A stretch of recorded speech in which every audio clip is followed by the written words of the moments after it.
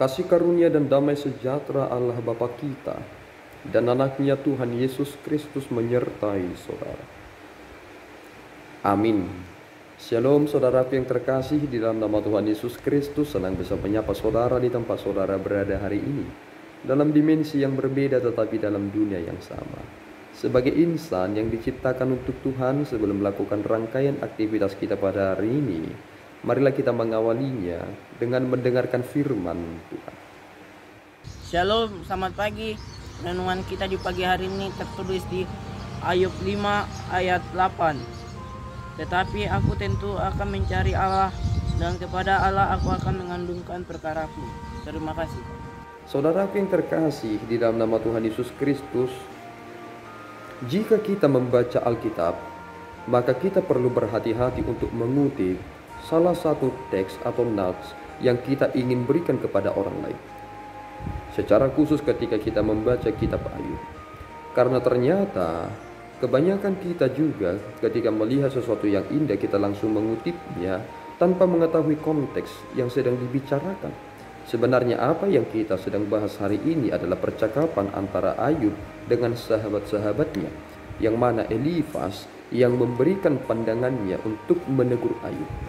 Dan salah satu bagian dari teguran Ayub itu adalah supaya Ayub sama seperti dirinya yang akan mencari Allah, dan kepada Allah ia akan mengadukan perkaranya.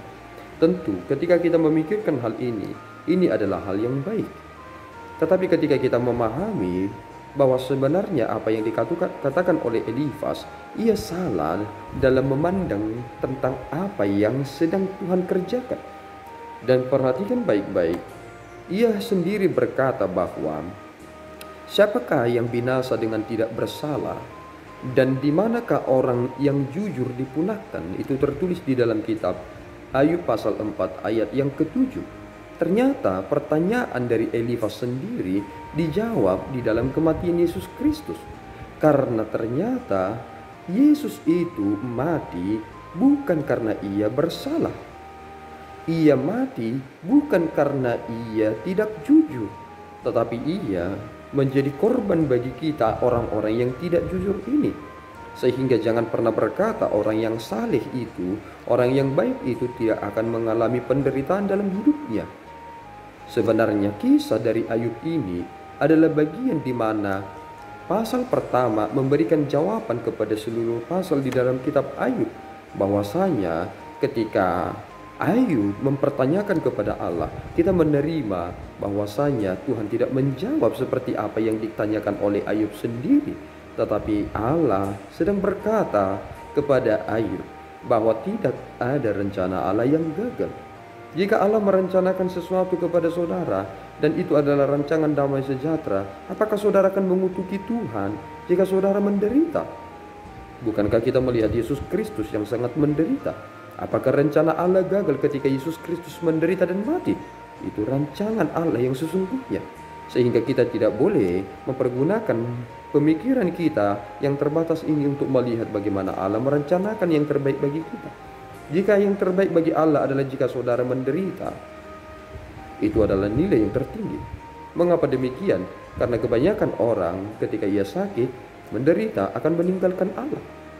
Tetapi jika saudara menjadi sakit, saudara semakin mencintai Allah dan tidak meninggalkan Allah, bahkan saudara tidak meminta apapun kepada Allah, tetapi hanya mengikut Allah dengan sungguh-sungguh, bukankah saudara bersyukur?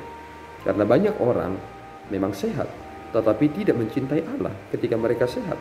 Tetapi ada orang yang tidak memiliki penglihatan yang baik lagi, seperti kita ini, tetapi ia sangat mencintai Allah dan menciptakan banyak sekali lagu pujian yang kita pergunakan. Ia tidak bisa melihat, tetapi ia sangat bersyukur karena ia bersama-sama dengan Allah kala ia menjadi buta.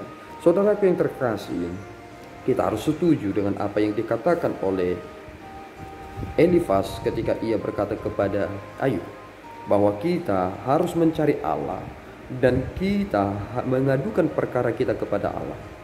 Mengapa demikian? Karena yang memberikan jawaban yang terbaik bukan manusia, tetapi Allah. Lihat dalam perkembangan zaman saat ini, manusia sering sekali berspekulasi, mencari bagaimana pandangan orang-orang bijak, orang-orang pintar, terkait tentang kemanusiaan.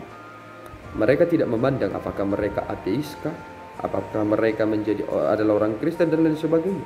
Tetapi apa yang mereka lihat ada sesuatu hal yang menarik, mereka langsung membuat itu dalam paper mereka, atau bahkan menjadikan itu sebagai pemikiran yang mempengaruhi pemikiran mereka.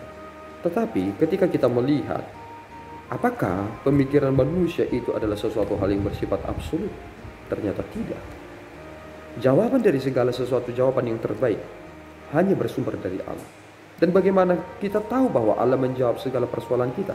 Kita mendapatkan itu semuanya komplit di dalam Alkitab kita. Sehingga jika saudara mengalami penderitaan yang berat, ternyata yang saudara butuhkan adalah suara Tuhan. Mengapa saudara butuhkan suara Tuhan? Karena ternyata ketika kita menderita dan sakit sekali, ternyata obat yang paling kita butuhkan adalah firman Tuhan sendiri. Itulah waktu yang terbaik kita mendengarkan Allah. Sebab kebanyakan dari antara kita, ketika kita tidak menderita, tidak sakit, kita tidak memiliki waktu yang terbatas, hanya berbaring di tempat tidur, kita tidak mencari Allah. Bahkan kita tidak mau mendengarkan atau sedikit sekali mendengarkan Tuhan berbicara kepada kita. Itu pun satu kali hanya dalam seminggu, itu pun pada hari Minggunya. Tetapi ketika kita menyadari hal ini, ternyata kita baru disadarkan satu hal. Kita membutuhkan Allah. Kapanpun dan setiap waktu kita membutuhkan Allah di dalam hidup kita. Oleh karena itu saudaraku yang terkasih, berserulah kepada Tuhan semata. Karena kita ini adalah ciptaan Tuhan. Kita ini adalah miliknya. Sehingga jika kita adalah milik Allah, kita harus kembali kepada pemilik kita. Dan kita harus tunduk apa yang Tuhan katakan. Jika Tuhan merancangkan apapun dalam hidup kita ini, itulah yang terbaik bagi kita. Dan itu yang kita harus cari dalam hidup ini, bukan menyalahkan Allah. Tuhan Yesus memberkati. Kita berdoa. Ya Tuhan, kami bersyukur atas berkat-Mu. Terima kasih Bapa atas bimbingan dan tuntunan yang Tuhan nyatakan kepada kami.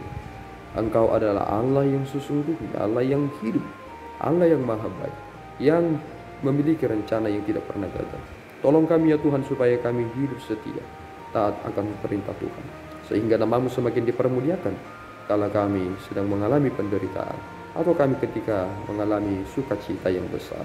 Terimalah doa kami ini Tuhan, di dalam Yesus kami telah berdoa dan mengucap syukur. Anugerah Tuhan kita Yesus Kristus, kasih setia Allah Bapa, dan persekutuan Roh Kudus menyertai saudara. Amin. Tuhan Yesus memberkati.